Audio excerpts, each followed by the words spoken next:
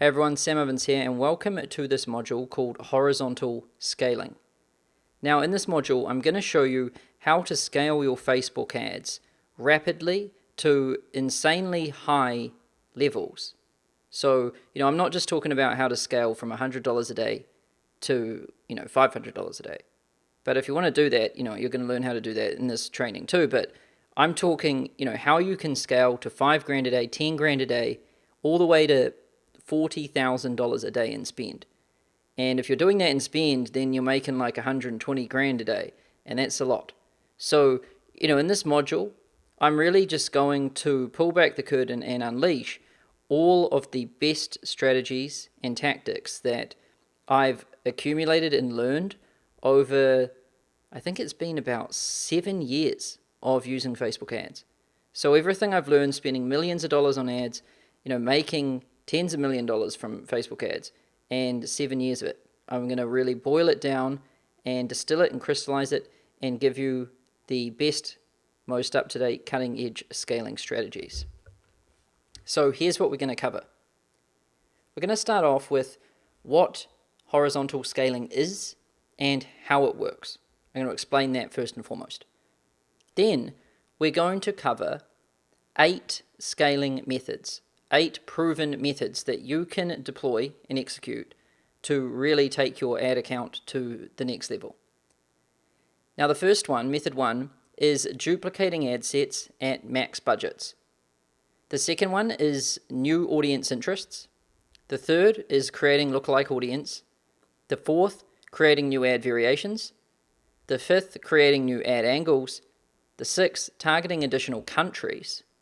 The 7th, scaling your targeting campaigns. And method 8 is decentralized architecture. So 8 proven methods, and in this module we're going to dive into each one. I'm going to show you what it is, why we use it, like the logic behind it, and when we would use it, in what use case, and what scenario.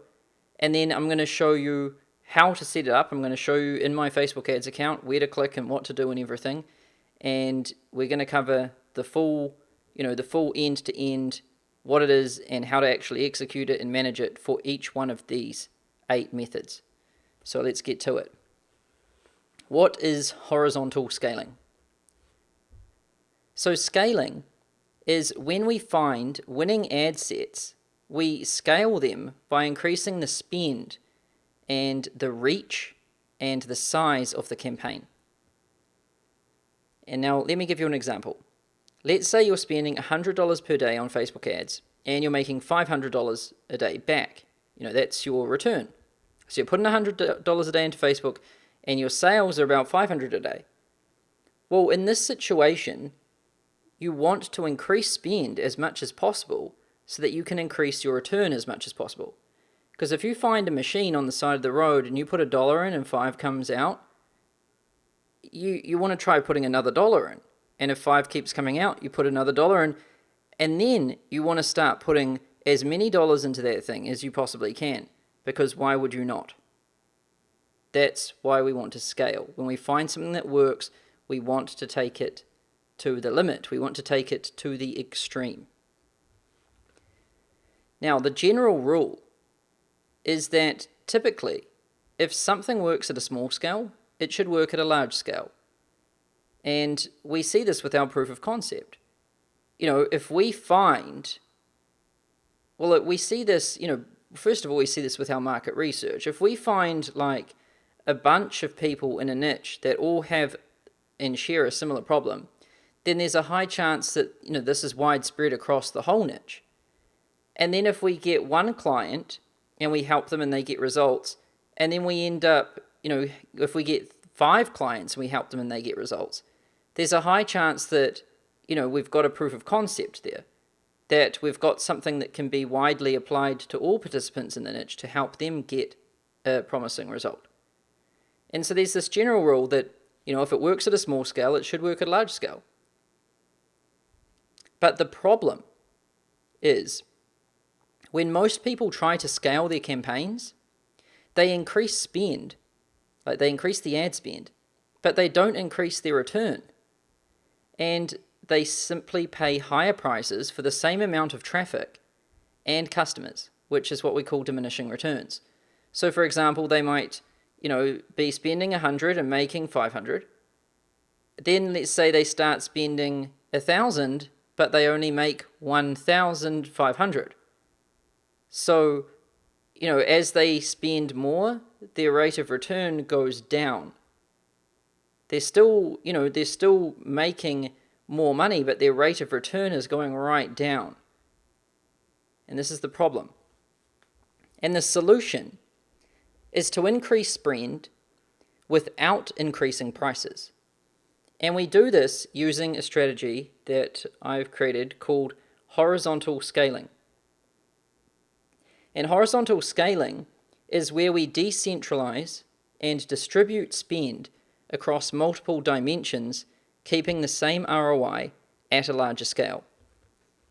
Now, you might not understand what the hell that means in these words, so I'll make it simple for you. I'll explain it to you now, because this is like a new way of thinking. It's like a new paradigm for advertising on the internet. And once you understand it like this, it'll make absolute sense. Especially if you've run ads before. It'll just click for you. So here I've got something on the screen called the scale versus return continuum, or the scale versus ROI continuum. Now, over here on the left side, we've got, low scale. And over here on the right-hand side, we've got high scale. Now, typically what we see is when we're at a small spend, like if we're only spending $100 a day, $50 a day, we get a high ROI. And for example, let's say we spend $100, we get $2 cost per clicks on average. That means we get 50 clicks, and let's just say we get $500 in sales. And that means that, if we spent 100 and we made 5, we've got a 500% ROI, right? And that's what I mean by low scale, high ROI. But then as we start scaling up and we go along this side of the continuum, we start getting high scale but low ROI. And let's say we spend $1,000, but our CPCs go up to $5. That means we don't get 10 times the clicks. If we got 10 times the clicks, we'd be getting 500 clicks. But no, we only get 200 clicks. So we only get 4 times the clicks for 10 times the price, because the price increased, right? And this means that, we don't make as much revenue. We only get about $1,000 in revenue. And then we get a 0% ROI. And this is the typical thing. This is the typical scenario where somebody has, really good ROI and everything's working here at this scale, and they scale it up a bit, and, the prices blow out, and they make pretty much nothing. And so what they do in this situation is panic and retreat back to the safe zone. And then they stay there forever until maybe they one day get the balls to try it again. This happens again, and then they retreat back to the safe zone. And then they probably stay there again until they forget why they were staying there. And then they do it again, and then they come back again. This is what happens, right? So this is the problem that everyone faces. And it's because nobody has figured out how to transcend this continuum. Nobody has figured out how to get high scale and high ROI. Everybody is at the mercy of these boars here. Until now. And what I want to do now is introduce you to the scaling strategy that we have used, honed, perfected, and refined, which is called horizontal scaling. And instead of scaling up with one, we scale across with many. So just imagine this for a second.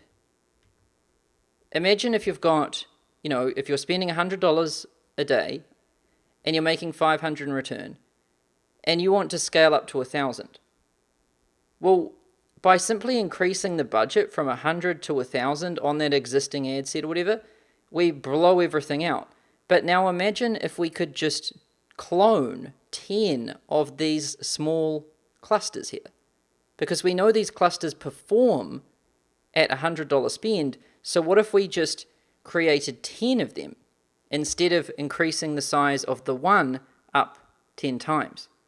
We're achieving the same end result of spending 10 times more, but the way we've architectured and distributed and load balanced that spend keeps all the individual clusters at $100 each.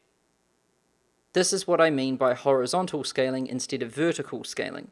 Vertical scaling is when you increase the size of the one unit, and horizontal scaling is when you keep the size of the one unit the same and you just get more units. It's distributed and load balanced. And so this is what it looks like.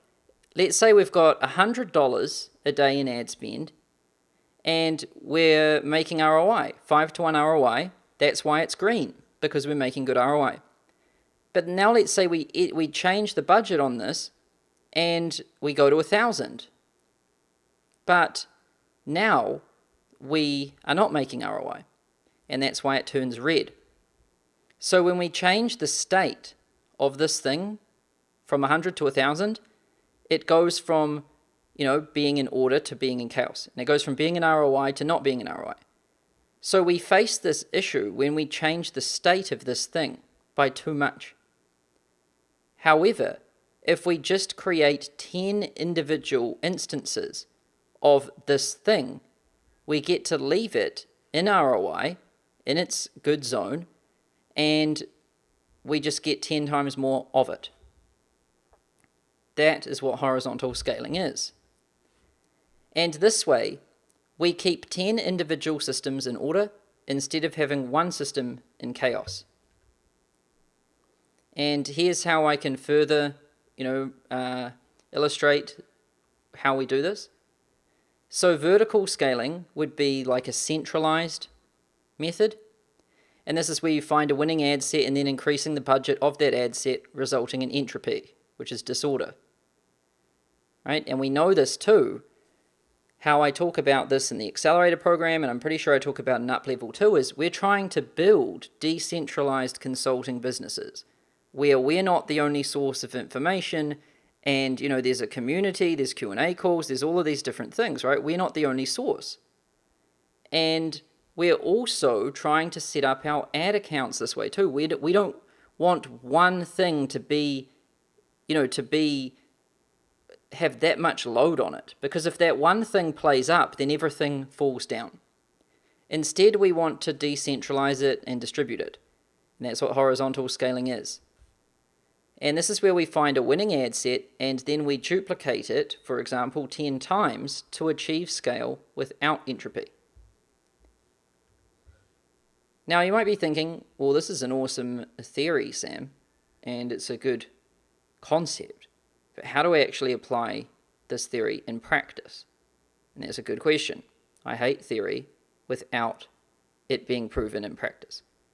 So now let's apply it. And you might be thinking, well, how do we actually distribute that spend? How do we load balance it? And the thing is with Facebook is, the thing about any system, right, is there's so many dimensions in which you can apply the load balancing. So for example, you could just, let's say you had 10 ad accounts and you just spent $100 in each ad account, and each ad account had one campaign and one ad set, right? I mean, that could be one way. You could distribute the load over ad accounts. Or let's say you had one ad account and you just created 10 campaigns. Well, then you'd distribute the load over 10 campaigns in one ad account. Or let's say we had one ad account and one campaign, but 10 ad sets, and we distributed the load over ad sets. You get my point here. I'm talking about along what dimensions do we apply the scale, because there's a lot of different things we can play with. There's different campaigns, there's campaign types, there's ad angles, there's audiences, there's ads, there's placements, there's budgets, there's optimization strategies. There's so many different things we can play with, different dimensions going all over the place. Now, lucky for you, we've played with pretty much all of them. And we've tested everything, even things that seem totally crazy and totally whack. because we just want to tinker and experiment and play with everything to find out how this machine works. And we have a pretty good idea. Now, how we apply the horizontal scaling. So horizontal scaling is when we decentralize and distribute spend across multiple dimensions to hold ROI at scale. Now, what are dimensions? Well, when I say dimensions with Facebook, I'm referring to ad accounts, fan pages, campaigns, ad sets, ads, audiences, placements, campaign types, conversion objectives, budgets, bid strategies, countries, demographics. Basically, every option and every layer, level, and feature that Facebook gives provides another dimension of how we can use and interact with a system, right? Now, lucky for you, I'm not just like letting you go and just say, go load balance it somehow, right? Because that would be very hard to figure out. You wouldn't know where to start. So instead, what I'm going to give you is 8 proven methods for scaling out horizontally. And our strategy is to scale horizontally across 8 dimensions using the following methods. So this is 8 dimensions in which we can play with. Now, the first one is to duplicate ad sets and max out the budgets. Another dimension is to just look for new audience interests and grow that way. Another one is to create lookalike audiences.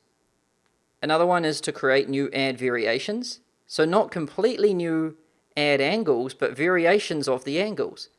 And then another one is to actually create completely new ad angles. And then when we get new ad angles, we can create variations of those new angles. And then when we've got a new angle and new variations, we can send those out to lookalikes, new audience interests, and then we can duplicate those and max out the budgets. So each one of these can interact with the other ones. So these are 8 dimensions in which we can play, but every one of these can be applied in combination or with any of the others. So this gives us like a Swiss Army knife of tools and possibilities here. And it gives us really the opportunity to, it really means that, sky's the limit. I've been able to take our ad account to about 40 grand a day, but that's by no means the limit. I think it can go much higher. And another one is to target additional countries. So, you can start scaling out horizontally that way. Another one is to scale your retargeting campaigns. So not many people talk about this. A lot of talk happens in cold traffic. And don't get me wrong, most of the heavy lifting in your ad account is going to happen in your cold traffic campaign. But this doesn't mean that you can't scale retargeting. And, we've figured out ways to scale retargeting. And then the final one, method 8, is decentralized architecture. And this is some ninja level stuff, which we will get to, at the end of this module. So let's cover method 1, duplicating ad sets at max budgets. So what is it? So we identify winning ad sets, that is ad sets that are within KPI, and we duplicate them and set the budget at 5 to 15 times cost per lead. Now, why do we do it? Well, changing budgets on existing ad sets is a bad idea, as it throws the algorithm out of balance. And instead, we duplicate the existing ad set to create a new one, and we use this opportunity to increase the budget. So we're duplicating it so we can have a fresh start with a higher budget, instead of interfering with the existing one and changing its budget, which will probably make it stop working, and it won't give us a clean test. Now, why 5 to 15 times cost per lead? Why this number? How did I arrive at this magical zone? Well, ad sets perform well at a small scale, and they start underperforming at a larger scale, as I've shown you with our continuum of low scale, high ROI, high scale, low ROI, right? Now, the question is, what's the optimal scale point for an ad set before it starts facing entropy, which is disorder? And the answer is 5 to 15 times cost per lead. And here's why. So here's our scale versus return continuum. Like I said, at low spend we get ROI, high spend we get low ROI. When we're getting high ROI, the system is in order.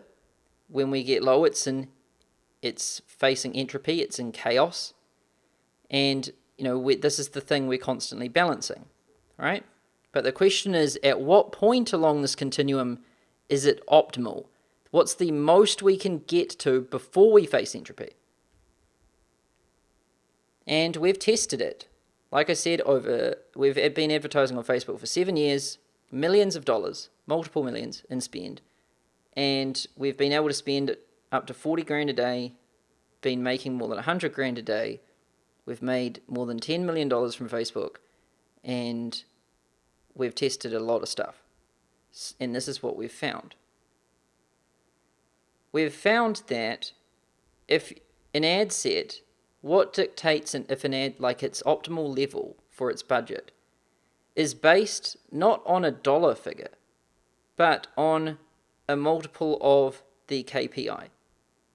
Now, what I mean by this, let me show you. I'll go to my ad account, and we'll use this demo one here.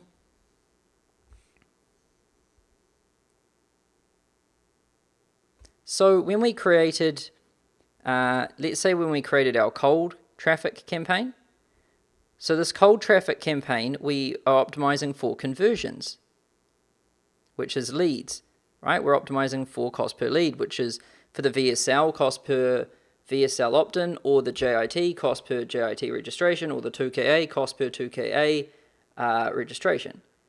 Now, the ad sets, if I go here and I look at how they're being optimized, these things are optimizing for lead conversions, right? And then if I look here at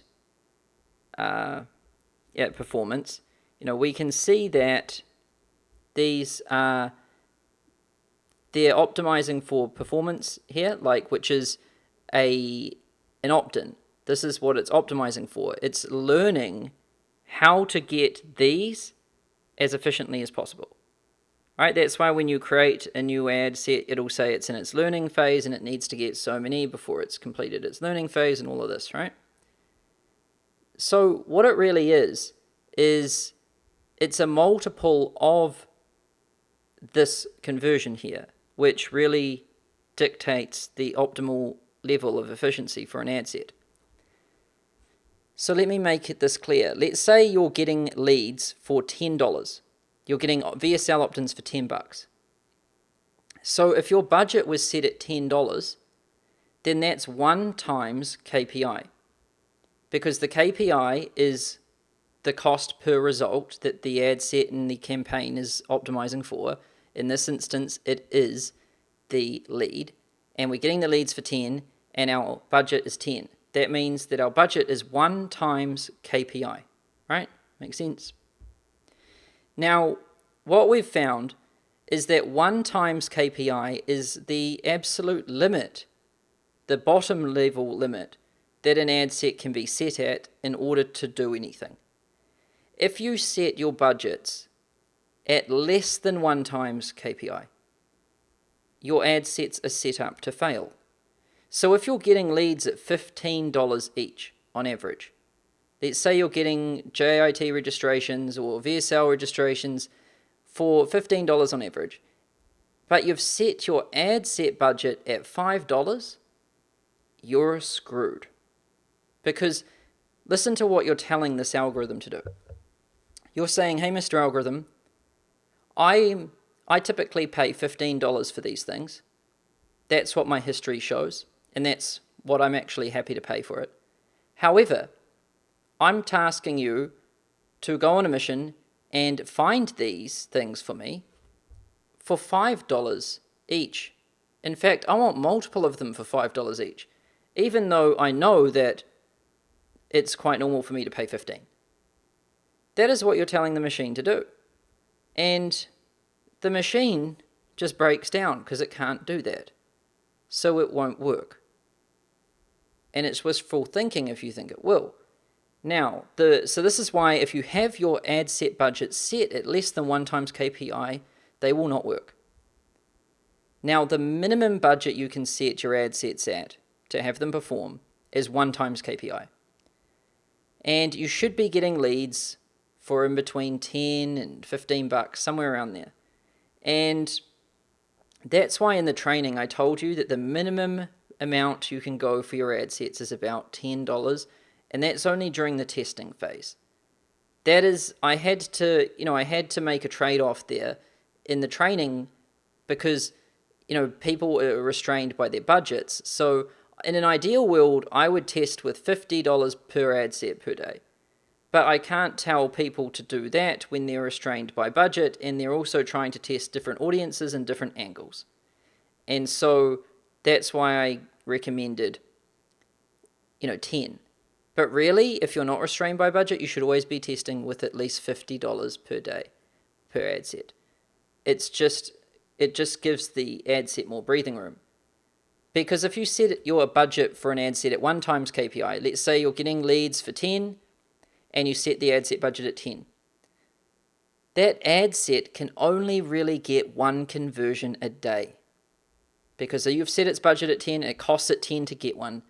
It's probably only going to get 1 a day. Some days it might get 0. Now, it can't perform very well when it only gets to fire its event once a day. It doesn't get very excited, it doesn't pick up momentum, and it doesn't start racing out and finding new conversions for you, because it's kind of sitting in this zone where it can't do much. Now, 2 times KPI, things get a bit better. Now, to make things clear, it can function here. It can function. It cannot function here. It can here. It's actually I would personally never really go below this. But if you're restrained by budget, you can do this. But I personally would never go below this. Now, at 2 times KPI, that ad set is going to be able to get 2 conversions per day on average. That's twice as good as 1. So it's going to probably learn and reach and perform way better than 1. At 5 times KPI, so if we're getting leads at $10, we set the budget at 50, that's 5 times KPI. That means that ad set can get around 5 conversions a day. That's learning and performing 500% better than this. And so it's going to work way better. It comes into its own at this level. And then 10 times KPI. You're getting leads at $10, you set your budget at 100 for your ad set. That means the ad set is going to be getting 10 conversions a day. Now things start happening. And the optimal level I've found is around 15 times KPI. So you're getting leads for 10, you set your ad set budget at 150, it gets 15 leads a day, and that's really where it likes to be. So here I say ad sets experience entropy at budgets less than 2 times KPI. So you don't want to go really below 2 times KPI. And optimal efficiency exists at 10 to 15 times KPI. That's where the sweet spot is, 10 to 15 times KPI. As soon as you start going above 15, it's not really 15, I mean, you can go all the way really up to 18, 19. It starts to get dicey again at about 20 times KPI. So it's a spectrum. It's bad down the bottom, it gets bad up the top. The sweet spot is right here, 10 to 15 times KPI. And so this helps you immensely, knowing how this works and knowing the parameters of the machine.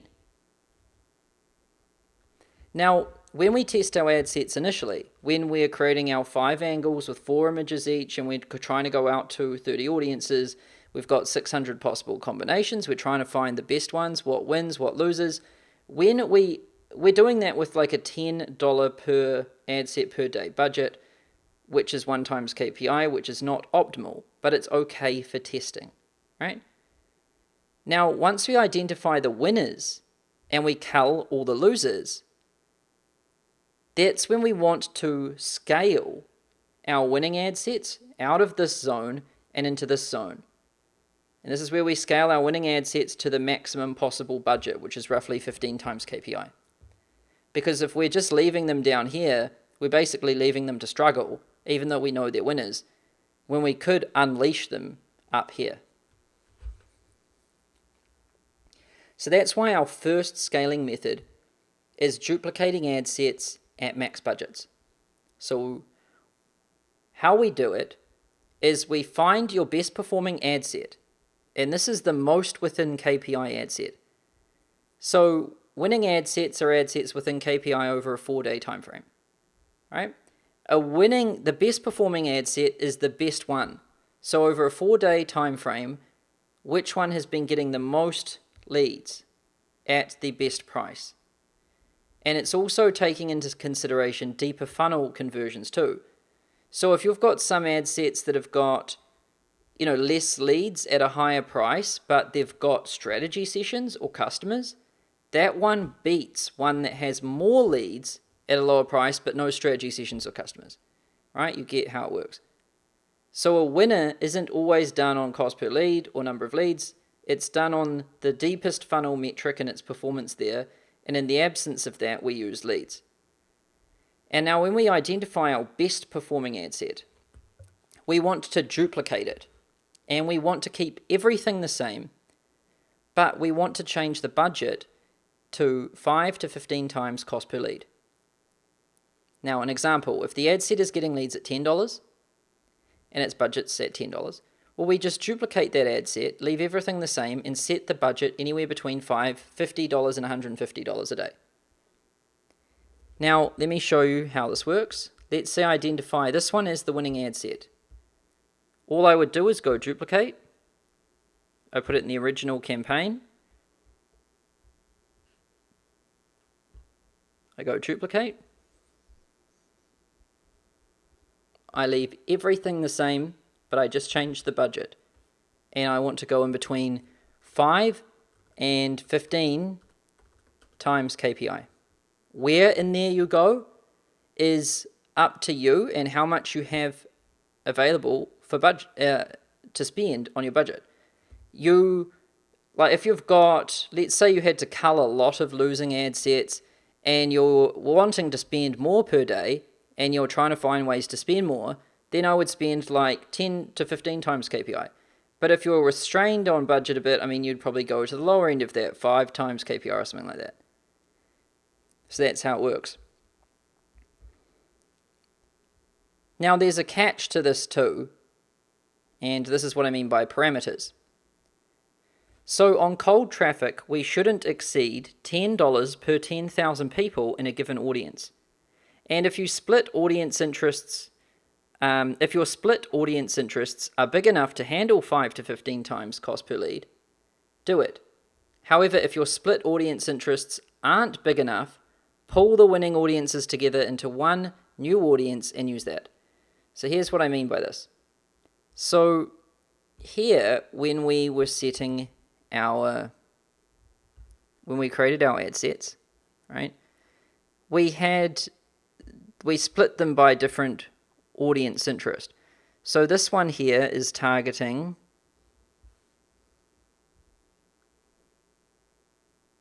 frankincense, right? And then this one here is targeting Tim Ferriss, right? So this is what I mean by split. We split out all of our audience interests to test them. Now, we can only increase the budget. We're not just unlimited in how much we can increase the budget here. We have to only increase the budget so that we're not breaking the $10 per 10,000 rule. So if my audience is, 1 million people big, like Tim Ferriss's audience is big, that'll handle it, then, I'm fine. I can spend $150 easy, because 150 out of 1 million is not, $1,000 is the max spend you can spend with 1 million. 150 isn't near 1,000, so we're good. However, if your audience is tiny, then you can only increase your budget for that audience to the $10 per 10,000 limit. So if it's only 20,000 people, your audience, then you can only really spend $20. Right? So that's what restrains your move here. But hopefully all your audiences are good enough to handle, at least $50, or better yet, 100 or 150, then you're good. You can scale these up. Now, in the case that you've got a bunch of audiences that are proven winners, but they're all small, what we want to do here is, instead of targeting them all in little clusters, we want to group them together. Now, to do that, inside Quire, when you're setting up your audience templates, and I showed you how to do this in the Going Live module in this week's Facebook ads training. And when you create audience templates in Quire, and what we do there is, when we launch our audiences into Quire, we select an option that says split, and that splits them out into separate ad sets. So what we want to do is, we want to identify our winning ad sets, our winning audiences, sorry. So we want to find all the audiences that work and have been proven to work, and we remove all the audiences that didn't work. And then when we launch those audiences into Quire, we simply select pool, and we don't select split. So I think we actually, by not selecting split, we're pooling them. I don't think there's actually a pool button or pool checkbox. We just don't check the split box. And by doing that, they pool. And that way, we're putting all of those audience interests into one ad set.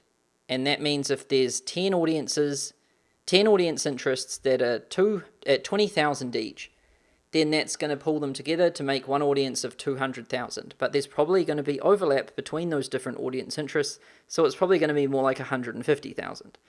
Now, when we have one audience that's 150,000, one ad set with an audience in it that has 150,000 people, we can now spend about $150 to that, instead of having to do that across all of these little ad sets.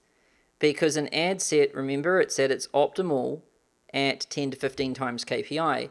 But if an audience interest within an ad set only allows you to spend $20, then you've kind of set that ad set up for failure. It is better to pull those audience interests together so that you can get up to the optimal spend range to make that ad set really hum. This is the trick. Sometimes you pull things, sometimes you split them.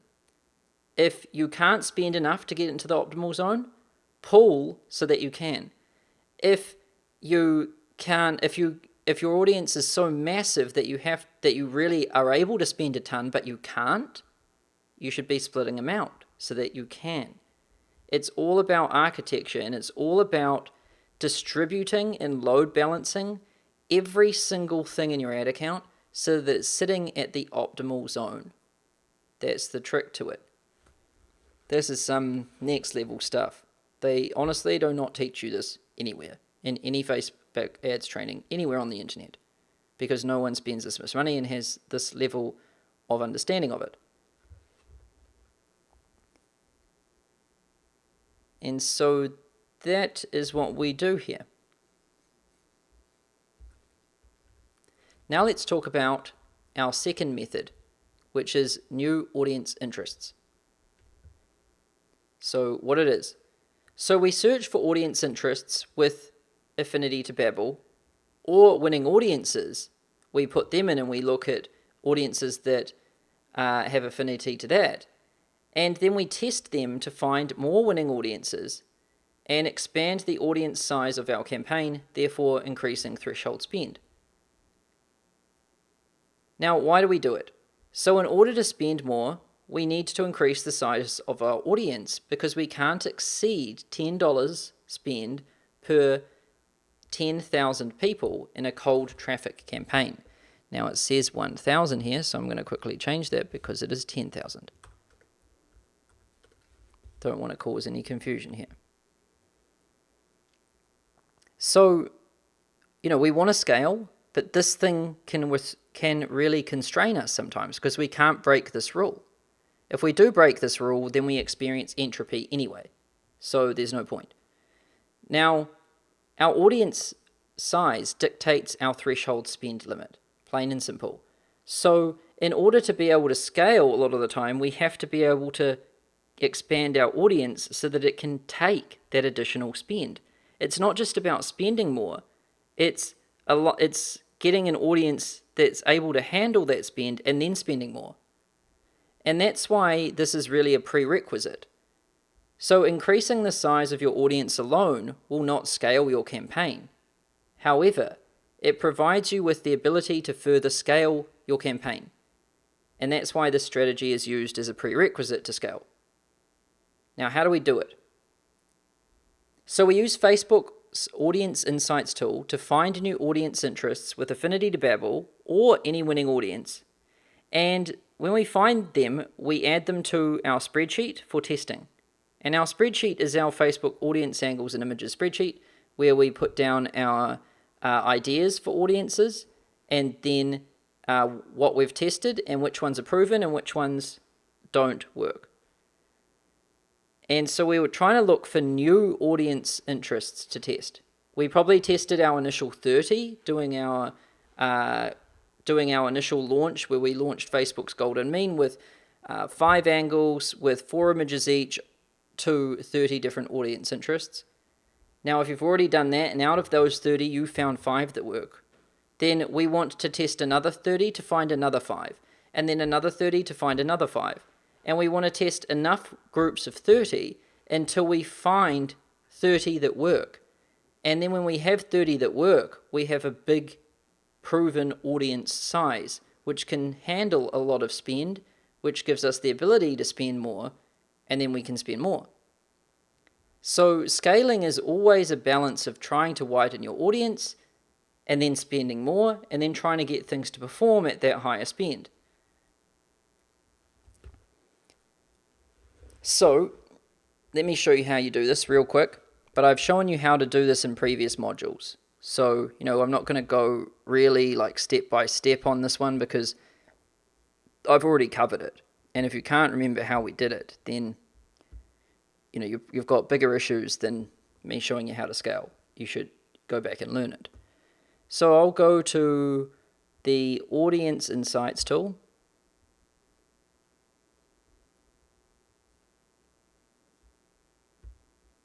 And here we want to put in our Tower of Babel audience. Let's say that is Tony Robbins, right? Then I can go to page likes. And I can look at all the page likes that have affinity to Tony Robbins. And you can see down here it shows all of these. Now the ones that are closest to him are the ones that most match him.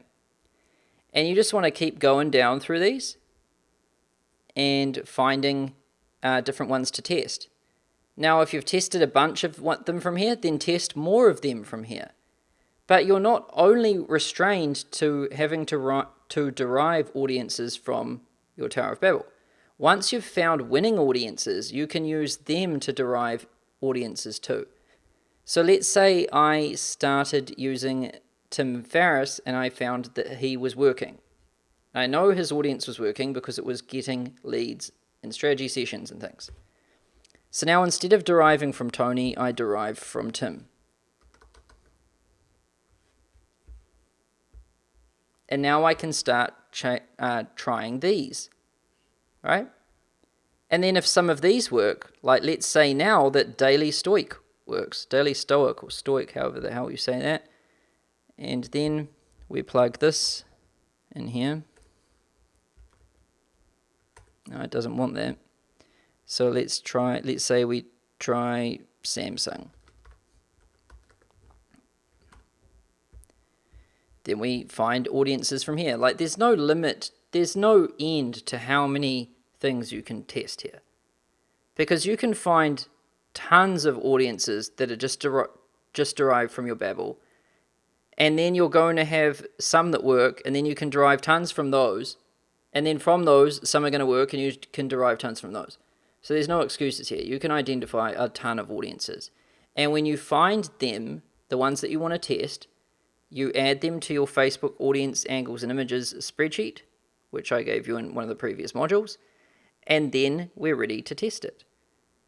And then what we do is we create a new audience targeting template in Quire, and we put in all of those new audiences.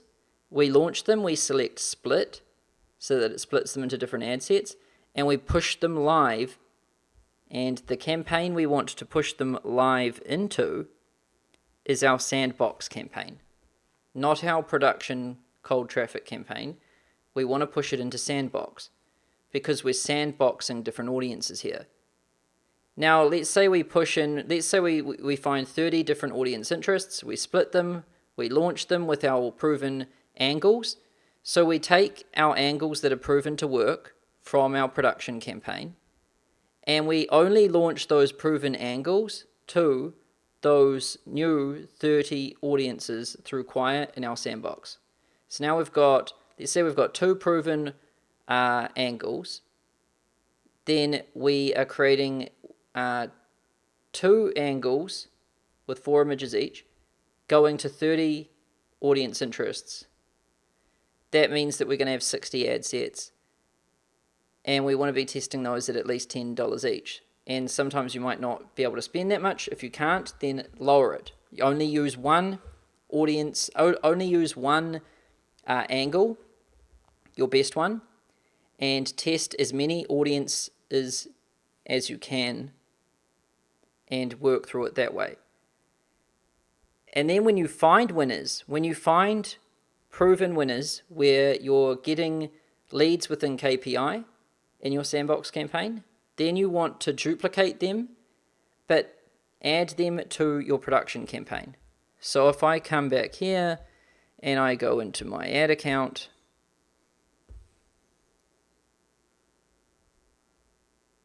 and let's say I'm in my sandbox, and I find a winner, I want to duplicate it, but where I select the campaign, so I'll show you what this looks like in here. I've got to come in from this. Let's say I select one of these, and then I go duplicate. It's going to ask me what campaign, and I want to select, existing campaign. Then I want to select this production one. So I'm going to be duplicating out of sandbox and putting it into my cold traffic campaign because it's already proven.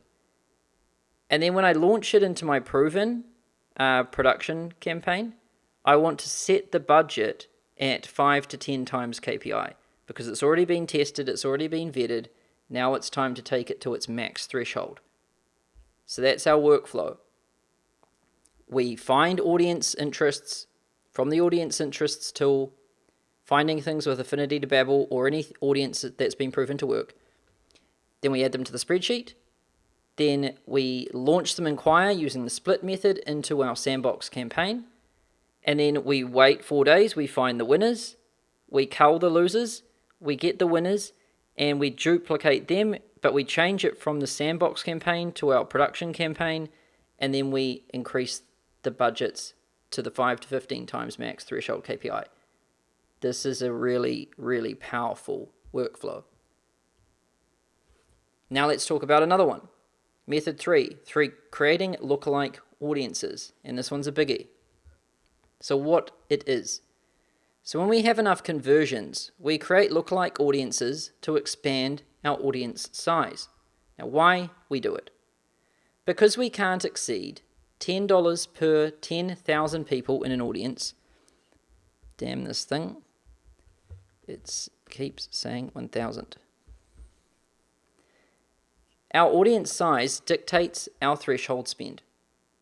And by creating lookalike audiences, we rapidly expand our audience size and therefore our threshold spend. So why lookalikes? Why not just keep going with audience interests? Well, we start with one Tower of Babel audience, and then we derive multiple audience interests from Babel. And then we derive multiple audience interests from our winning audiences. And we're starting with one, we're deriving things from that one. When we find new winners, we're deriving things from those new winners. And then once we've been doing that for a while, and we've got enough data in Facebook, and we've got enough data in there for it to do its magic, we then use Facebook's algorithm to derive programmatic audiences. And what programmatic audiences are, is we're allowing Facebook's algorithm to find people who look like the people we want. So they're not necessarily people who like Tony Robbins or people who like Tim Ferriss. They're people who might like any one of those things, but that Facebook's algorithm knows look like the people who we want. It's actually more powerful than selecting specific audiences. It's probably the most powerful tool in Facebook ads. But you can't use it at the start. You have to start with audience interests. And so that's why we start with audience interests, and we keep deriving, we keep creating derivatives, and then when we get the opportunity, we can start using lookalikes. Now, how do we do it? So once you've had 100 opt-ins, that's 100 people register for your VSL, your JIT, or your 2KA. Once you've had that, then you can create a lookalike on ad post engagements. And once you've had 300 opt-ins, you can create a lookalike on the opt-ins pixel. And once you've had 300 strategy session applications, you can create a lookalike based on strategy session applications. And you start at the top of your funnel, which is ad engagements, and you create lookalikes at each stage as soon as it has sufficient conversions, which is 300 plus needed. Now, let me show you how to do this. So once you've had 100 opt-ins, you can create your first lookalike.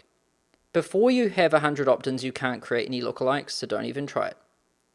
Once you have had 100 opt-ins, you'll know, because if you go back to your campaign level and you look at your cold traffic campaign here, and if you can see, if you set it to, to lifetime, then it should say here in results, opted in for VSL, 2K, or JIT, there should be the number 100.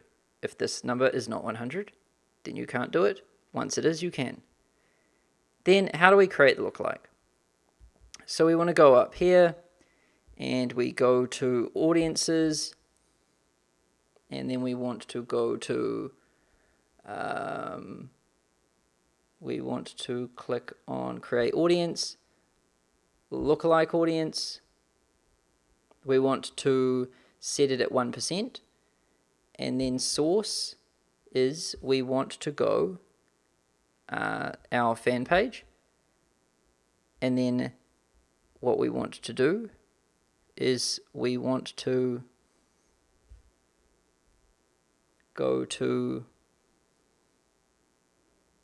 location. You can set the locations in here, and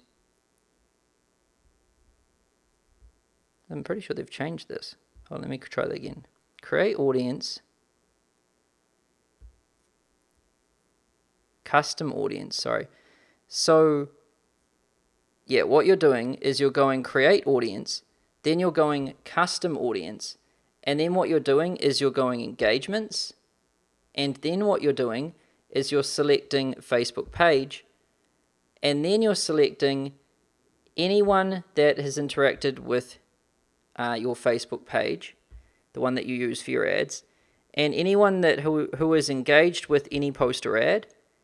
And then here we can set just in the past, like 180 days. All right? And we can create this audience. Now, once you've had about, once you've created that, you can create that once you've had about 100 opt-ins. Then what you can do is you can go into this audience and you can create a lookalike based off it. So here I can see add engagements 180D, and up here under actions, I can click create lookalike. And here I want to set the audience size at 1%. And then, my location, I can set the locations, whatever. and then I would create the audience. So what we're doing here is we're creating, first of all, the audience for people who engaged with, that means they liked, commented, or shared, or clicked the link in any of our ads in the past 180 days, or organic posts. We can create an audience of that and retarget them. But what we can also do is we can create a lookalike of this and then use it for cold traffic. Because why we use this ad engagements for retargeting, because we're retargeting them because they've already engaged with us. A lookalike is people who look like the people who engage with our ads. So that isn't retargeting, because in order to retarget somebody, we have to retarget them. That means that they at one stage engaged. But these people look like people who engaged, therefore they did not engage themselves. Therefore it is not retargeting, it is cold traffic. But it has affinity to retargeting, which makes it good. All right? So we first of all create the ad engagements audience after we've had 100 conversions. Then we can create a lookalike at 1%, and then we can run ads to that in our cold traffic campaign. And when we do this, we're not creating a new campaign for lookalikes. We're just putting all of this into our production campaign. A lookalike audience can a lot of the time skip production, can skip sandboxing, because it's a strong audience. So lookalikes, I'd be happy to put those into production because we're using a proven angle and we know the previous audience worked, and we're just creating a derivative of that proven audience that worked with an angle that we know is proven to work. So its chances of working are very high. So I would skip the sandbox with it and just push it straight into production. And I would start off with a budget of at least 2 times KPI, but really I'd want to be in the 5 times KPI. And then when it's proven to work, you can dupe it and go up to 5 to 15 times KPI to bring it to its threshold budget. So that's how it's done. Now, once you've had 300 opt-ins, you can create a lookalike on opt-ins. So how we do this is we're basically creating an audience first and foremost of people who opted in. So this would be by going to this would be visited VSL value video, or registered for JIT webinar, or registered for 2K webinar. That means they registered. They saw the page after the opt-in form. Now this audience is everybody that basically opted in or registered. Now when this audience size is 300 or more, it has to say here size 300 or more, then what we can do is we can click here, we can open it, and we can go actions, and we can create a lookalike. And we want to go just 1% and put our countries in, launch it. Only select the countries that the original audience had countries selected for. We're just keeping all variables consistent. We're just creating a derivative of the original variables. Don't mix things up and cause chaos by just putting weird things in here. Keep it the same. And so you can see our method here. We create an audience here to measure everyone that takes an event, that does an event. We then retarget them in our warm retargeting campaign because these people have done something. But we don't stop there. We create a lookalike based on those people who did this, but that isn't retargeting because those people just look like they didn't do it. And then we put those people that look like into cold, and we target them there. And we can start at the top of our funnel, which is just people who engage with our ads, because this one's going to get the highest numbers the quickest, because more people are going to do this than anything else. So this is the one to start with, because it's going to get the most amount of data the fastest. Then once we've got at least 300 here on the visited this, we can create a lookalike off this. And now we can go into that one, launch it into our production campaign as per usual with the proven angle, and then bring it up to threshold spent, 5 to 15 times KPI. Now, let's say that we've had, what's the next link down the chain? So the next link is strategy session applications, right? So once you've had 300 of those, and you'll know when you look at your audience here, that is, scheduled strategy sessions, then you can set scheduled strategy sessions, and then you can put like 30D if you can get it there, or you can change it to 180D.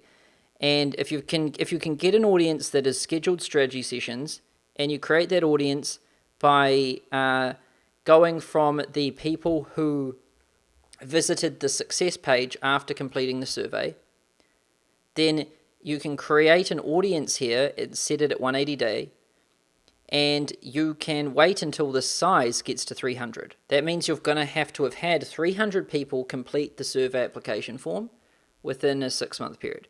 And if you achieve that, it'll say that 300 here.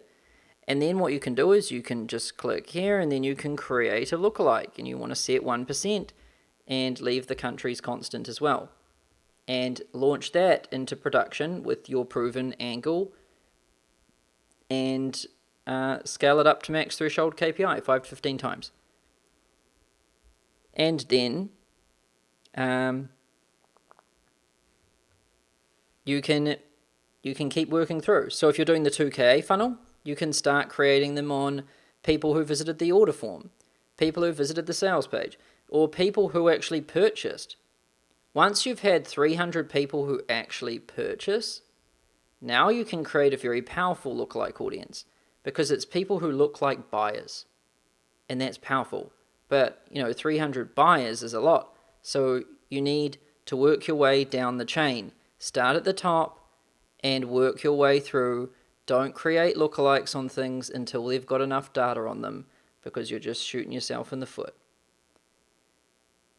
And it's ready to create a lookalike on it when it's had 300 people do the action, and you can see that in the audience's tool and the size. Now the parameters. When creating lookalikes for the first time, use 1% audiences. We want to keep them as tight and as close as possible. So use 1%.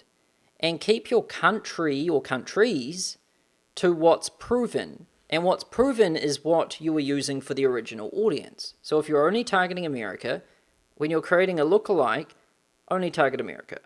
But if you're targeting America, Canada, Australia, New Zealand, when you create a lookalike, create it for America, Canada, Australia, New Zealand, not one for each one, a lookalike for all of those together. Right? That's what you do. Just keep it the same. Keep it as it was when you were running it cold. And once you've tested and proven lookalikes at 1%, later on you can try 3%. And if that works, then you can try it even higher. And if that works, you can just keep going. And you can go up to 10%. But remember, we always want to try to keep things simple. So if you're going to create another lookalike at a higher percentage point, here's what you do, because people can make a mess of this. So let's say I want to create a lookalike off ad engagements at first, and when I do that, I go create lookalike, and I set 1% here, right? Now let's say this one works really well, so I want to try and create a bigger one. Well, what I don't do now is set one at 2% and create one there, because what I'm going to do is I'm going to have more people in here compared to the one, but I'm also going to have all of the people that the 1% one has in it, and I'm still running the one, and now I'm running the 2%, which includes the 1%, and now I have overlap. And now I'm targeting the same people, and I'm making a mess. So you click Show Advanced Options, and then you want to, let's say I've already tested the one. Now let's say I want to test a 1 to 3. So I select this band. And so here I'm leaving out all the people that are in the 1%, and I'm creating a 3% lookalike that excludes the 1%. So I'm creating it based on this band. This is what you want to do. This way you don't have overlap. This will save you a lot of heartache. Now let's say the 1% works and the 3% works. Now let's say I want to test a 6. Well, I can just drag it 3 to 6. If that works, then I can create a 10 to 6, right? And all of these different lookalikes aren't going to overlap and include the same people in them because I'm creating it based on bands. That's a little small hack that will save you a lot of heartache and trouble. And remember, always try to keep things simple. So don't get too crazy on your lookalikes. Remember, you don't need a ton of audiences and you don't need a ton of different complexity to make things work. You just need enough people in your audience to spend the right amount of money, and you need things to perform well, and you want to keep things simple. Now let's talk about method number 4, which is creating new ad variations. So what it is. So we create variations of our proven ads so that we can run multiple versions of them to the same audience without experiencing entropy. And ideally, we want multiple versions of an angle running at 5 to 15 times KPI, or CPL. Now, why do we do it? Well, once we find a proven audience angle image combination, we want to duplicate it and set the budget at 5 to 15 times KPI so we can take it to its threshold limit where it's most optimal. And then if it works there, we want to duplicate multiple versions of that and set them at 5 to 15 times cost per lead. But we don't want it to be identical. We don't want the exact same ad running to the exact same audience because it's going to have overlap. And so instead what we do is we change something about it. And we want to change a small thing like the headline or the image or the button so that it's unique enough to run separate from the existing ad set. Now what Facebook does here is Facebook's very complicated in how it creates auction pools. So let's say you create an ad and then you select an audience and then you bid on it. Now if somebody else creates an ad that's similar and they are going to an audience that's similar and their bids are similar and budgets and things are similar, then they're thrown into that auction pool with you. And the person who performs or pays the most wins that auction pool. But we can enter auction pools with ourselves. So if we create, the exact same ad and run it to the exact same audience with the exact same everything, then we're pretty much going to just compete with ourselves a bit. And we want to try and avoid that.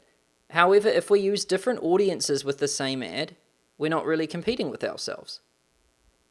And if we create different angles with different audiences, we're not really competing with ourselves. And what we can do is we can create variations so that we create separate auction pools and don't compete with ourselves. And I'll show you how to do this. So let's say I've got a proven ad set and it's my winner in my cold traffic production campaign. And let's say I grab this and I go to duplicate it. Well, let's say I've already had this humming at 150 a day, right? Now, I want to dupe it again, and I want to go for 150 again. But I want to make sure that, I change the ad a bit. So I'd go duplicate, and then I'd go, original campaign, duplicate.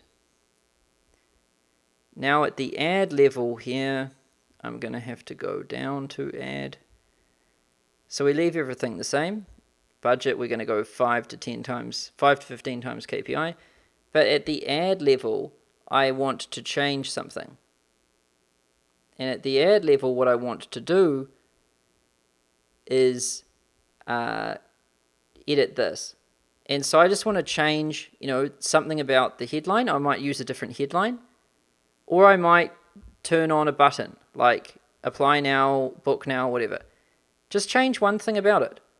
Like change the headline or put a button on it. And so this is what you can do, or you could try a different image. Button, image, or headline. Those are the things you're playing with. You're not changing the angle itself. And when you do this, and then you review and publish it live, you're creating a micro variation of an existing angle. And we don't need to do this in the sandbox, because the audience is being proven with the angle, and we're just changing a slight variation of that. So it's highly likely to work, so we can just do it straight into production at 5 to 15 times KPI.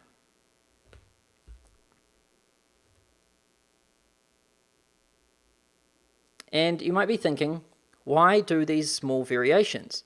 Why not just duplicate it? Well, like I've said, if we just duplicate it, then we are competing with ourselves, which we don't want, because we will create entropy, which we don't want. Now you might be thinking, well, why don't we just change the budget a bit and also just change the age a bit? Doesn't really work anymore. Facebook's algorithms constantly being updated, and they get better and smarter. And that one doesn't really work anymore. And eventually, anyway, it would probably experience overlap. So it's not the best. It's best to actually just actually change. Not try to fool it change, but actually change the ad. And when we do that, we actually get put into a different auction pool, and we actually have a better advantage. It works better. Do it that way. Now you might be thinking, well, why not new angles? Why don't we just create totally new angles instead of doing these variations? And you should always be sandboxing for new angles. And when you find winners, you should be scaling them into production. And new angles are an extremely effective scaling method. They're actually one of the best. In fact, it's the best. If you create a new ad that is just a killer ad, it's the best scaling method you can have. But it's also very hard. And scaling is not necessarily, the scaling strategies I'm sharing with you aren't necessarily about how to create. If my scaling method was just create a really good ad, it's not really, people will be like, oh, are you serious? We knew that would scale. So, of course, that is the best strategy. But scaling, when I talk about that, and when most people talk about it, they want methods to increase or to get more juice out of existing angles. And so that's why variations are hacks to get more juice out of an existing angle. So if you've got an existing angle that works and you've taken it to threshold, now you can get more juice out of it by duping it and making a variation. And if that one works, you can dupe it again, create another variation and get 5 to 15 times KPI out of it.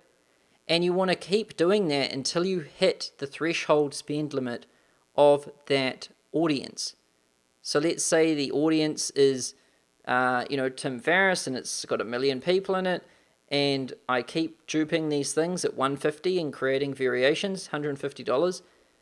The threshold amount that I'm going to be able to spend on that across these different ad sets is still going to obey the $10 per 10,000 person rule, which if Tim Ferriss's audience is 1 million, then I'm only going to be able to spend 1,000 divided by 150. We're going to end up with about 7. So I'm going to have 7 variations of an angle at 150 each going to the same audience before I max that out. Get it? Now how we do it. So once you've got a winning ad set running at 5 to 15 times KPI, or cost per lead, duplicate it again and change the headline like I showed you, image, or the button. You can do any one of these. I suggest just doing one, not all, because when you do all, you're almost creating a new angle, and you might screw it up. Just a micro variation. And you want to keep everything else the same, including the budget at 5 to 15 times cost per lead. And try not to have more than one identical ad running to the same audience. If you've got one proven angle running to an audience, then only have that running to that audience. you can have that identical angle running to other audiences. That's fine. But if you're going to keep scaling that angle to a particular audience, first of all, you stretch it up to 5 to 15 times KPI. And then once you've done that, then you have to create variations to get more shots at it and scale it up. And when you create these variants, you get them to 5 to 15 times KPI. 2, you can keep creating variants and taking them to this 5 to 15 times KPI till the point you reach the audience threshold. Now let's talk about method 5, which is creating new ad angles. So, first of all, sorry, it just says number 4 here, but this is method 5. So what it is, so we experiment for new ad angles in our sandbox campaign, and when we find winners, we scale them into our production campaign at a 5 to 15 times cost per lead budget. And then once they work at that, then we create ad variations using the previous scaling method that we covered, where we change the headline, the image, or the button. And so you can see here, this is an insane process, right? It's so powerful because all of these things we can play with, we can combine them and switch them with each other. So when we're sandboxing for new ad angles, the moment we find an ad angle that works in the sandbox, we dupe it into production. And when we put it into production, we take it to 5 to 15 times KPI. Boom, once that's going there, then we create variations of that. By changing, with one dupe, we might change the headline and set it at 5 to 15 times KPI. If that one works, then I might dupe the original and change it and put a button on it. And then boom, if that one works at 5 to 15 times KPI, now I might dupe the original and change the image, set it at 5 to 15 times KPI, and boom, that works. And now I've been able to expand, my spend for that specific audience up until the threshold limit, which is $10 per 10,000 at the limit. If that's $1 million in the audience, I'm spending up to 1,000 over those different ad sets. I'm achieving optimal efficiency. I'm reaching the max I can in that without hitting entropy zone. Now, why do we create new ones? Well, just because we have angles that work and that we can create new ad variations that work, just because we can do that doesn't mean we can't make one that works better, right? Never let good stop great. Even when you're great, don't let that stop you from being greater. You're never done, you're never finished. You can always do 10 times better than you're doing, no matter what level you're at. In the moment, in the day you think otherwise, someone will come along and take you out. So it never stops. And you should never stop. And so we're always looking for something better. And our methods are designed to extract more juice out of an existing angle, but creating a better one improves everything. So creating a killer ad can make you millions of dollars, right? Like I told you about advice for consultants or 28 or 26-year-old punk, and those ones have made me millions. So those are like, killer ads. And what you're really aiming for is a 9 to 10 quality score. And this is as simple as it gets. If you scale something shit, you're just going to get more shit. So if you're spending $100 and you're not making anything, if you scale it, well, then you're going to be spending $1,000 and not making anything, right? If you scale something, you just get more of what you had. If you didn't have anything, you're going to have more of nothing. If you had a loss, you're going to have a bigger loss. But if you have something that works, you're going to have something that works more. And if you have something that's phenomenal, you're going to have something that is more phenomenal. And so really, we want to make sure that, to scale effectively, we want to already have something awesome. That's one of the real requirements of big scale. You need to have something awesome. And you can't scale something that doesn't work, and you can't scale something that's average either. When we scale things, we're testing things. So if something's barely profitable, if we scale it, it's definitely not going to be profitable, right? You need to have wide margins on things to scale them. And if things are barely working, then it's not going to be fun. So you need to get really good results at a small scale so that they have the safety tolerance to perform at a high scale. And you need a 6+ quality score to do anything. Like if any of your cold traffic ads don't have if you're not getting 6+ average quality score on your cold traffic ads, you need to keep creating new ad angles until you get higher than 6. You ain't going anywhere unless you have 6. If you're below 6, even if you're at 5, do something about it. It's not the audience, it's not your niche, it's not Facebook, it's just your ad. Your ad sucks. If you're getting less than 6, your ad sucks. And it sucks because you wrote it and you didn't do a good job of it. So you need to keep working on it. You need to practice. You need to test new things, and you need to make it better. Because it ain't going to perform well at all. Forget scaling. It's just not even going to perform before we scale if you're below 6. And if you really want to scale properly, you need at least a 9 to 10 quality score. Every single one of our main ads that we have, like our killer ads that we scale out, they've got 10s. 10s across the board. It's rare if we have a 9. Now, that doesn't mean that we're so smart and everything that we just create 10 out of 10 quality score ads. Most of the ads we create don't get that score. Most of the ads we create don't work.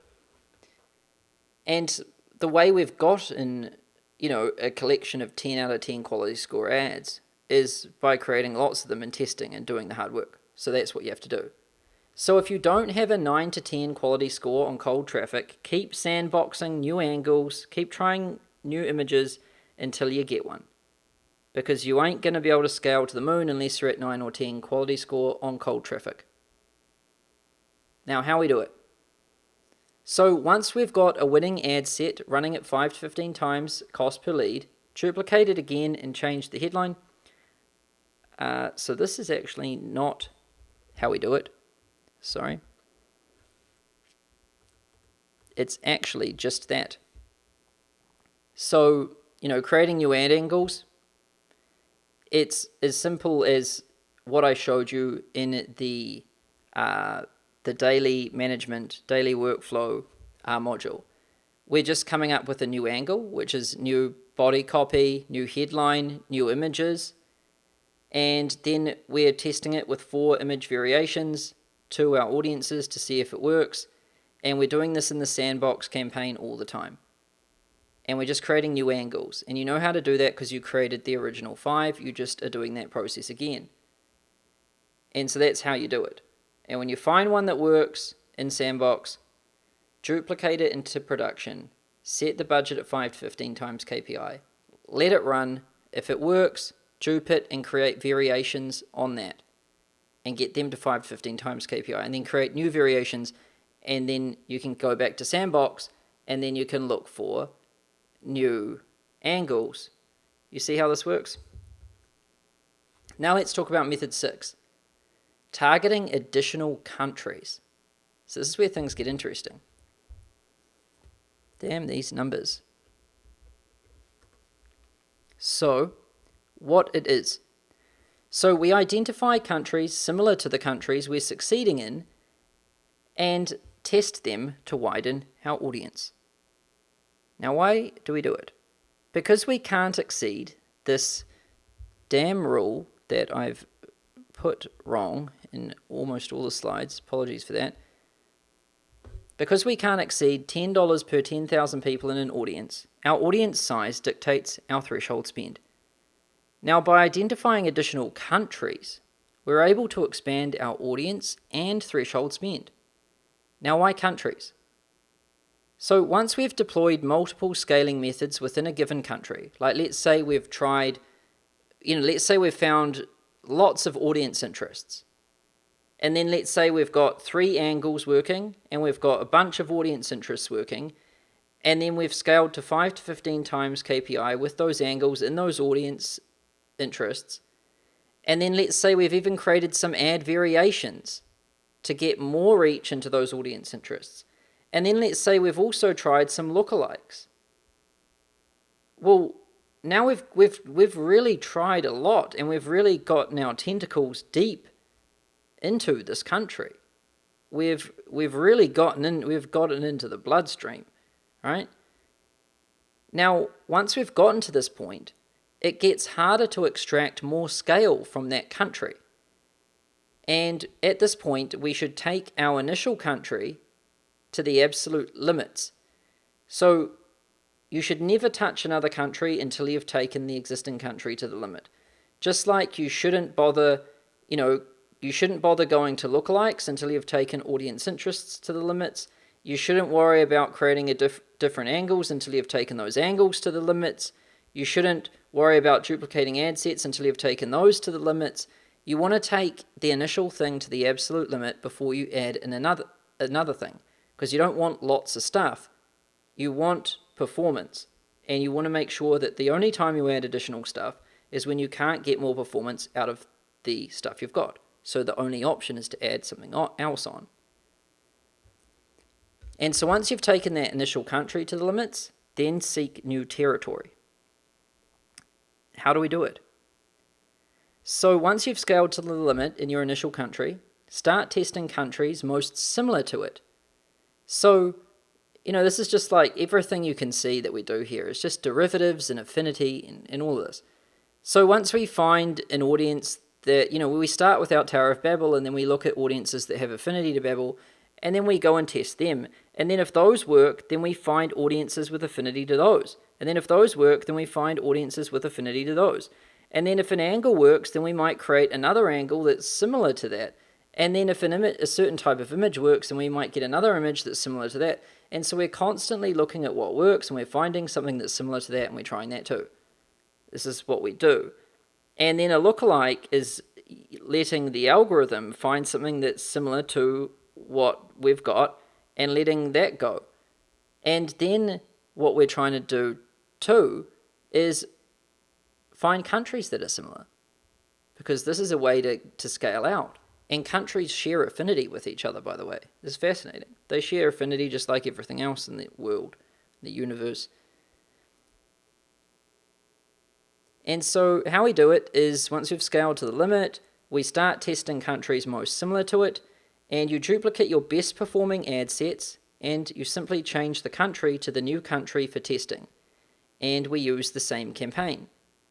So if you've got, let's say you've got ads working, let's say you've got an ad set working, and you've got an angle, let's say you've got an angle and a lookalike working really well.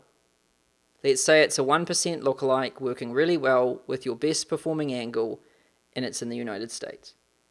Then what you'd want to do is duplicate that ad set. Leave the angle the same, except you're going to want to create another lookalike based on the same thing, but in another country, and a country with affinity to the one you've got, that you've started with.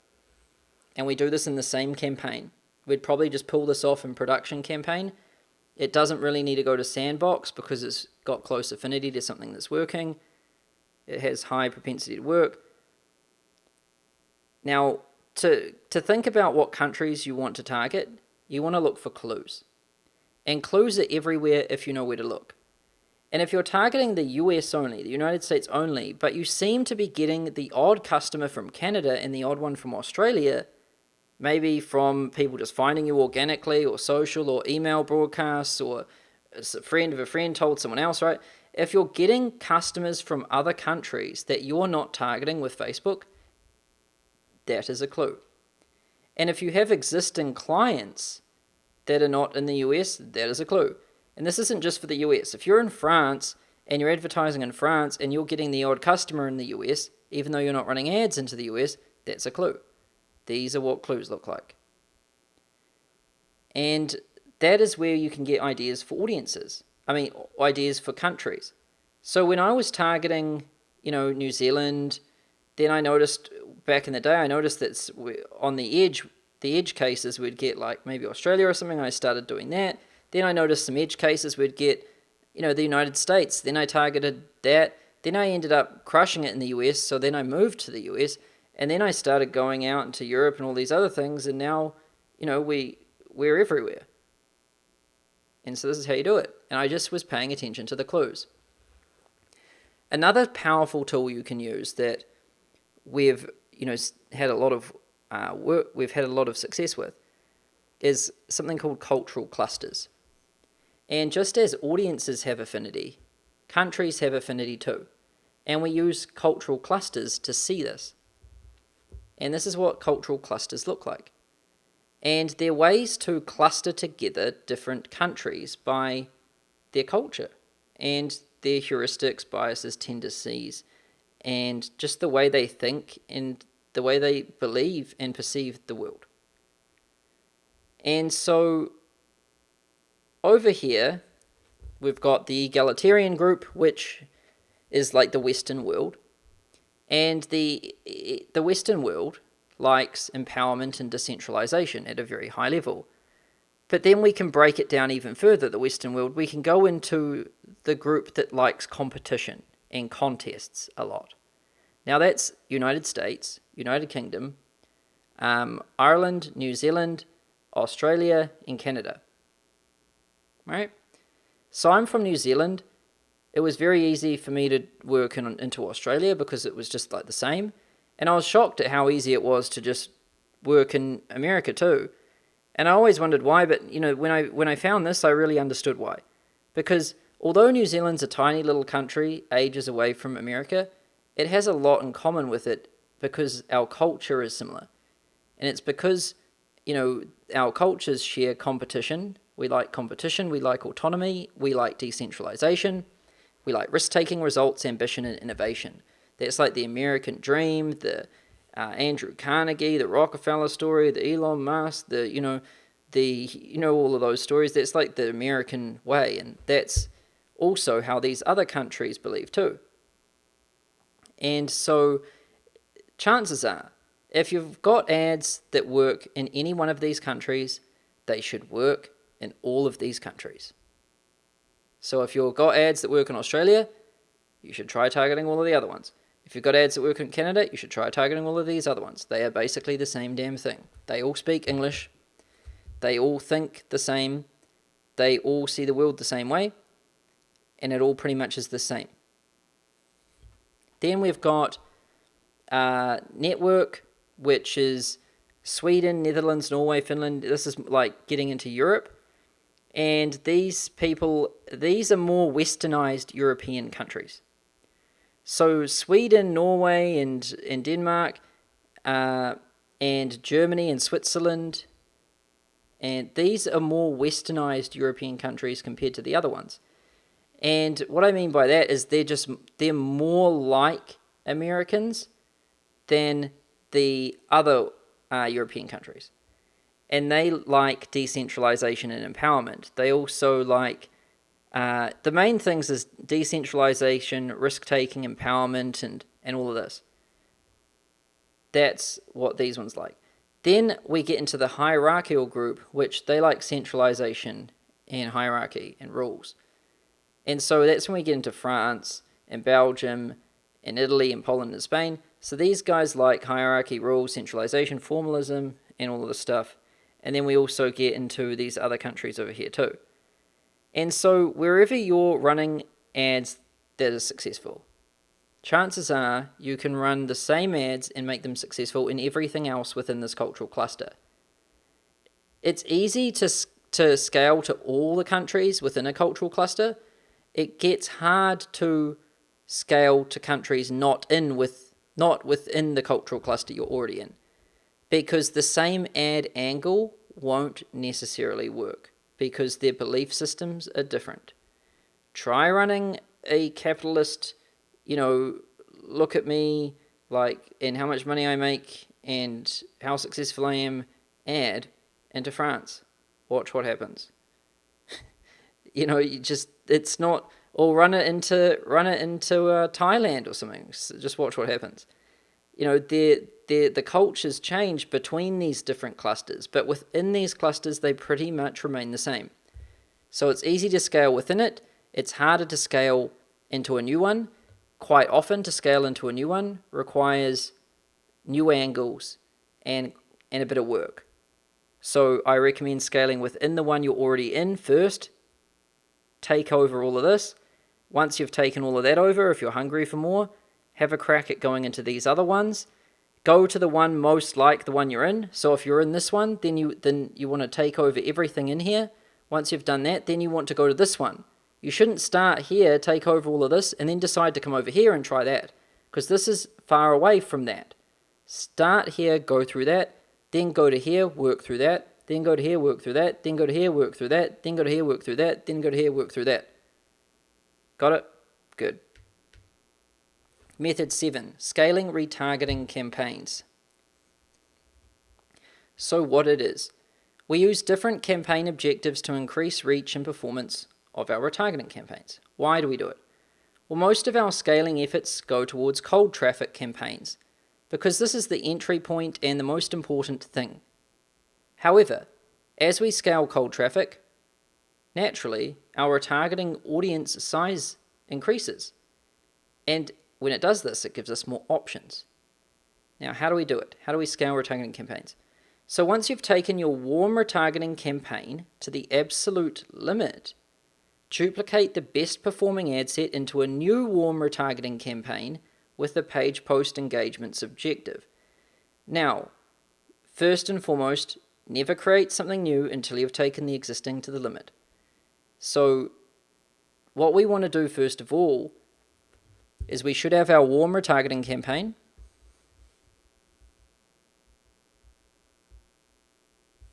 Here it is. And we should be optimizing for conversions using the auto bid method. And in here, we should be targeting, page post engagements, 180 days, all website visitors, 180 days. We should be targeting all of these people. So people who have engaged with us within the last 180 days, and we're optimizing for conversions, and we're using auto bid, and the angles we're using in here are the best performing angles from our cold traffic campaign. Now, what we want to do is we want to increase the budget of these as much as possible. Like, we want to increase the budget of these as much as possible and take them to their absolute limits before we go and create something new. So if our retargeting audience size is like, let's say it's 10,000. Well, we don't need to use the same $10 per $10,000 rule, per 10,000 people rule for retargeting. We can go about 5 times that. So we could, if we've got a retargeting audience warm of 10,000 people, we can spend probably $50. So, we take that up to its limit, and it's at $50. If it's still working there, good. That means it's pretty much at its limit. We're spending at the threshold of the audience size. Once that is true, once you've done that, and you have to do that first before you do this other thing, otherwise you're just doing stupid stuff. Then we want to scale further by creating a new campaign with a different objective. So what we do here is we start by going to campaigns, and then we want to go create, and then we want to call this one warm retargeting PE, which is like page post engagements, auto. We want to go auction, and our campaign objective is going to be post engagement, and then we're going to create an ad set. We're not going to create an ad set, we're just going to go skip, save to draft, and then we're going to publish that up. Boom. So now we've got 2 warm retargeting audience campaigns. One is warm retargeting conversions auto, the other is warm retargeting page post engagements auto. Then we come in here, we find our winning ad set, and then we go duplicate, and then we go to an existing campaign, and we select our warm retargeting PPE campaign this time, and then we dupe it into that. And then what we do is we go down and we want to make sure our audience is set correctly, which will be, people who have, it should just be the same, which is people who have engaged with your fan page, or people who have engaged with one of your ads in the past 180 days, or visited your website in the past 180 days, or visited your landing page in the past 180 days. You're excluding customers. Your location is going to be the same with age and things. This isn't going to have an audience interest because it's a retargeting campaign. And then placements, you basically want to go like all placements. You want to just try all placements for this. And then what you want to do is all mobile devices, and then optimization for ad delivery. You just want to go post engagement, and then that's it. Then you can just publish it up. Boom. But what about budget? How do we set the budget? So here, what we do is we set our budget at 40% of what the conversion campaign budget is at.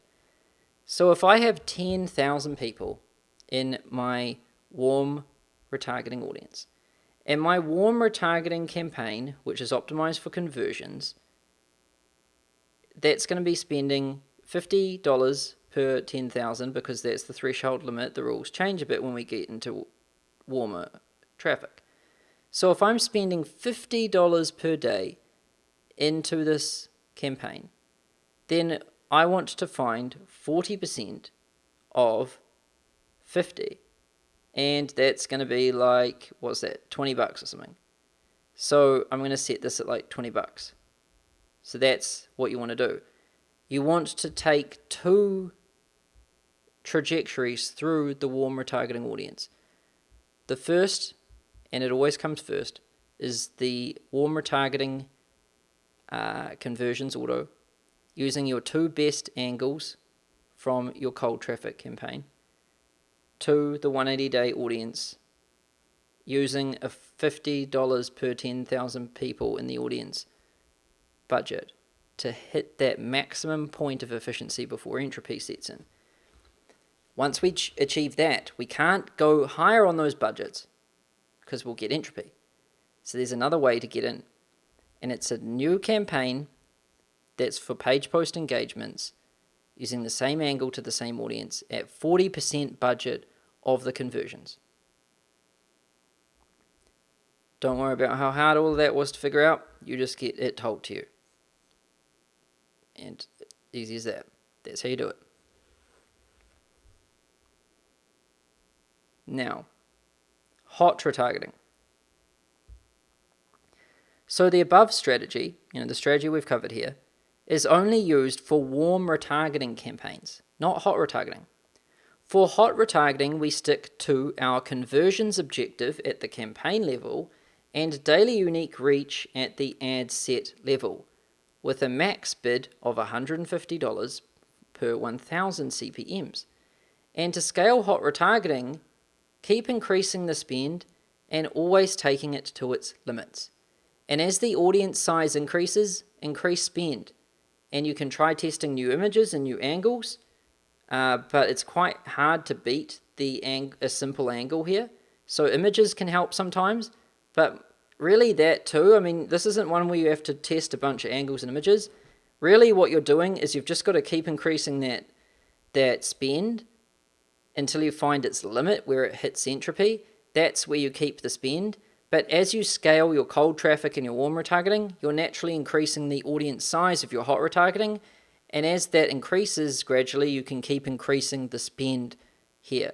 And that's really all you need to do to increase and scale hot retargeting, is as cold traffic increases, warm traffic increases.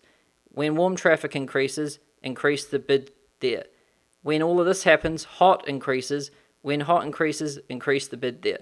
And you just keep working through these three layers. And the one that starts the whole domino effect is cold.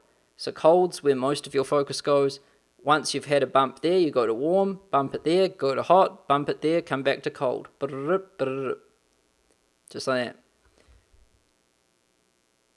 And you can also try increasing max bid too. Like you can try going $300 per 1,000 CPMs. You're just trying to go as hard as you possibly can with hot retargeting. Now, you're not going to go harder in hot retargeting by creating more hot retargeting campaigns. Bad idea. You're not going to go harder in hot retargeting by creating lots of ad angles. Bad idea. Lots of duplications. Bad idea. And, trying to create granular audiences. Bad idea. Trying to create a page post engagement for hot retargeting. Bad idea. Trying to create a conversion objective campaign and ad set for hot retargeting. Bad idea. Just stick to this thing. It is the best. You've just got to keep increasing spend. Now let's talk about method 8, decentralized architecture. So what it is. So we structure our ad accounts, campaigns, ad sets, and ads in a way that decentralizes spend and load balances it evenly across the infrastructure. And this allows us to scale our spend by adding additional clusters, not increasing the size of existing clusters. Why we do it? So the biggest enemy of scale is entropy. And at a certain load, disorder and diminishing returns set in. And to avoid this, we architect our ad accounts so that the spend is evenly distributed at safe levels without entropy. Not at little sissy levels. We want to take them to the levels right on the knife's edge of entropy, because that's where things work their best. Not in really safe zones, but in almost danger zones. And so we're trying to get everything on that knife's edge. Not over it, not too far before it, on it, everywhere. That's where the magic happens. And initially, we scale using one ad account and one cold traffic campaign, with all your audience and angle variation happening at the ad set level within that one campaign, within that one ad account. And what we're trying to do first, initially, is we're trying to scale all of our winning angles to 5 to 15 times cost per lead. That's our initial thing.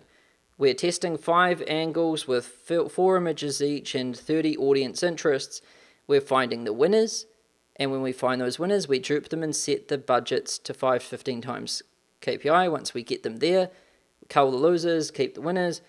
That's our first round of optimization and scale. From there, we find those winners, and we create ad variations on those angles. And then we scale those to 5 to 15 times KPI. And then we do another variation. Maybe the first variation we do, we change the button. The next one, the headline. The next one, an image. And then we keep going until we reach the limits of our audiences, which is not exceeding $10 per 10,000 people. I must have just copy-pasted that same damn thing in there. That's why it's identical in every slide. So not exceeding $10 per 10,000 people. And so we're trying to get right up to that knife's edge. But entropy exists everywhere, not just in the spend. So, we see it occur at the ad set level when we spend less than 2 times KPI, or if we spend more than 15 times KPI. We see entropy happen at the ad set level. But it doesn't just occur at the ad set level. We see entropy occur at the campaign level at about $1,000 a day. So once you have, let's say, 7 ad sets that are running at 15 times KPI at $10 each, you're getting, let's say you're a bit over 1,000 a day in spend, then you're going to start to see entropy occur at that campaign level And just like an ad set likes to be in between 5 and 15 times KPI, a campaign likes to be around $1,000 a day. And that's where it likes to be. And at the ad account level, it kind of likes to be at about $5,000 a day. And over there, it starts to see a bit of entropy. And so, entropy happens at multiple dimensions. Now, a lot of you aren't going to be anywhere near $1,000 a day for a while, so you're good with one cold traffic campaign and one ad account. All of your variation is going to happen at the ad set level within one cold traffic campaign within one ad account. Simple. Once you get to $1,000 a day in total spend, then you want to create another campaign. And then when we create that other campaign, how do we architect it?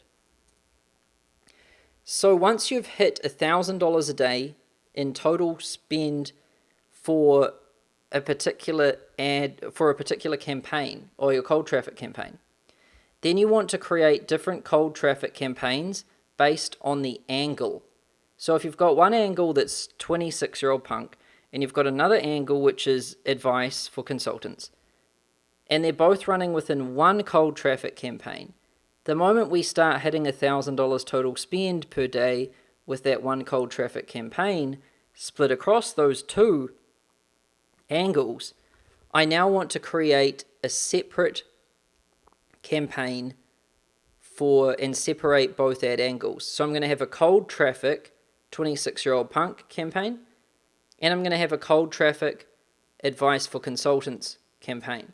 And within those two cold traffic campaigns, you are only going to find that angle or ad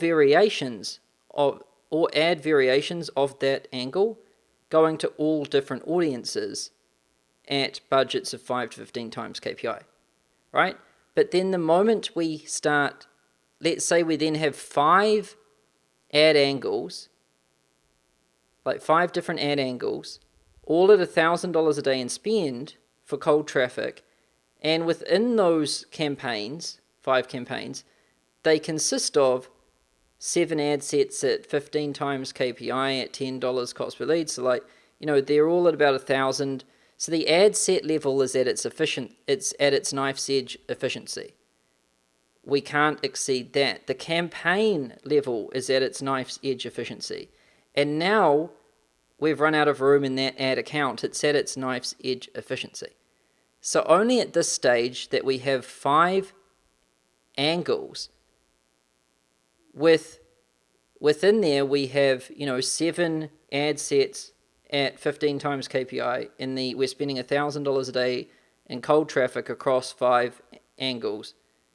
Only at this point now do we consider creating a new Facebook ad account to start load balancing across another dimension.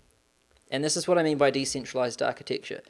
We build based on the parameters and the thresholds of the system. And lucky for you, I already know what all of those are. And then I just tell you how to architect it, right? Saves you maybe 5 years. So congratulations on saving 5 years and millions of dollars in 2 minutes. So you know not to take ad sets past 15 times KPI. You know not to take spend past $10 per 10,000 on cold. You know not to take spend past $50 per 10,000 on warm. You know you can take spend on hot retargeting as high as you want until you start seeing entropy yourself. And then you know to not have a campaign exceed about $1,000 a day before you have to start splitting it out. And then you know not to have an ad account really exceeding $5,000 a day before you have to start splitting it out. This is the architecture. And so what you end up happening is when you get up to massive scale, you end up with multiple ad accounts. And how you separate ad accounts is by the traffic type. So I can show you ours. Like we've got all sorts of different ad accounts. And you can see we just call them consulting.com1, all of these different things. So if I find the consulting.com #1 account, where is this little thing?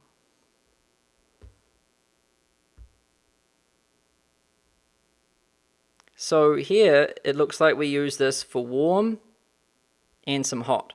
So this is like a warm retargeting campaign, right? And then let's say #2 is we use this one for, this looks like it's for something else we're doing that is slightly more advanced. Don't worry about that one. Now, let's find another one we're using, like #3. So we've got a lot going on. We've got like 10 ad accounts going. Because, we justify that because we're pretty much spending 5K in all of them, so we're load balancing it all out with the ideal architecture. And then we've got one for running ads for up level specifically. So we're starting to, to load balance it out that way too. And so basically what we're doing is splitting things out. And what we want to do on the ad set level is we want to have one ad account which might be used for cold traffic, one ad account which will be used for warm retargeting and hot retargeting together at first. When we go from one ad account to 2 ad accounts, we want to have one for cold traffic, one for retargeting. The one for retargeting includes both warm and hot. The one for cold traffic includes the production cold traffic and the sandboxing cold traffic. And then once you're spending more than $1,000 a day in a campaign, create new cold traffic campaigns per angle. Within those cold traffic campaigns per angle, you have ad sets which have different audiences in them and the same angle or variations of that angle. And those ad sets should not exceed 15 times KPI, or the rule of $10 per 10,000 people in that audience. And if you do that, you're good. And then once you're spending $5,000 a day on that cold traffic campaign, then you probably want to create another campaign called cold traffic #2, and then you can have, more stuff in there. And you keep scaling out that way. This is what I mean by horizontal instead of vertical. If we were doing vertical scaling, vertical centralized scaling, we would just keep one ad account and we'd just keep increasing the spend. And we would just not care about the entropy and just start losing money. Right? This is centralized vertical scaling. Decentralized horizontal scaling is when we go out, not up. We achieve the same thing, but we go out instead of up. So we spread across the dimensions. We go into different countries. We go into different ad sets, different variations, different bidding strategies. We go into different audience types, lookalikes and things. And then, we spread across the different countries. And then we spread across different campaign structures and different architecture types of the system. And then we spread into different ad accounts. And we just start building a serious machine. A seriously intricate and beautifully designed machine for serious firestorm of ads. And yeah, that should keep you occupied until you're making like $30 million a year. Now, I know we've covered a lot of ground. Some of your brains are probably smoking right now. That's alright, because I've included a cheat sheet available for download beneath this video in the resources section, and it's called 9 Scaling Methods. And in this cheat sheet, you can see all 9 scaling methods, their pros, cons, and how to execute them using this cheat sheet. So, it makes life easier for you. So this is what it looks like. And it's just a summary of all of these methods. So scaling method #1, what it is, why we do it, how to do it, the parameters. For all of our different scaling methods, I tell you what it is, how we do it, and the parameters and everything. So I recommend you download this. It's in the resources section beneath this video. Download it, keep this handy, and you can use it as your cheat sheet for deploying these scaling methods, because there's a lot of stuff in here. This will keep you occupied for years. And these scaling methods are enough to take you to $40,000 a day in ad spend. And they're enough to grow your business to $30 million per year. And this isn't an opinion of mine, nor is it what I think. I know because I actually did it. So this is true. I make this claim because I grew my business to this level. I know I can, and we spend that much on ads. So this is actually the level that these scaling methods and these strategies and this architecture can take you to. I believe it can actually take you further than this, but I'm not comfortable promising that because I just haven't done it myself. The moment I do, I will change my promise. There is no limits to it. People used to tell me, oh, you can't make like $1 million a month in info. You can't make $100,000 a month in consulting. Oh, you can't spend more than $1,000 a day on ads. Oh, you can't run a webinar all the time. Oh, you can't run an ad that works for longer than a week. Oh, you can't, do this. Or ads don't work in Europe. Or ads don't work in South America. There's no way you'll get ads to work in Nigeria.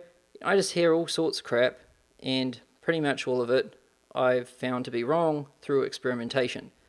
So, in this Facebook training, you've probably heard and seen a lot of things that go against a lot of the things that people have been telling you. That's fine. The only reason I tell you anything in here is because it is grounded in experimentation and practice. Nothing is theory here. All is grounded in experienced and documented and proven over time in practice. And armed with these methods, you will decimate the competition on Facebook. And I know that one too because I've been doing it for a long time. And so with these methods, you can seriously take your business to the moon and unleash a firestorm of advertising all over the planet. So congratulations on going through this Facebook ads training. It's been pretty intense. We've covered a lot of stuff. And this scaling video really just adds the cherry on top. With these methods, you can really scale anything to massive levels.